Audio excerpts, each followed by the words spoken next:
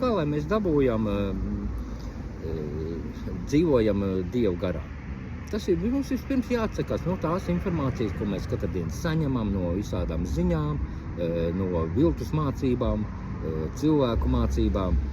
Mums jāņem ir vērā tā informācija, kur mums dod Dievs, tas ir Dieva vārds.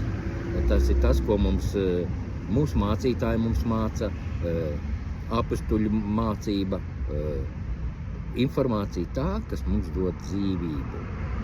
Jo pārējais viss mums dod ir kā inde. Un, lai mēs atindētos, mums ir jāklausās Dieva vārds, jāklausās tas, ko mums pasniedz cilvēki no Dieva, jākļūst par Kristus mācekļiem, un tikai tādā veidā mēs solīti pa solītim ceļojam uz Jēzus pasauli. Un tā mēs kļūstam par Jēzus mācekļiem, Dieva bērniem, un tā ir glābšana.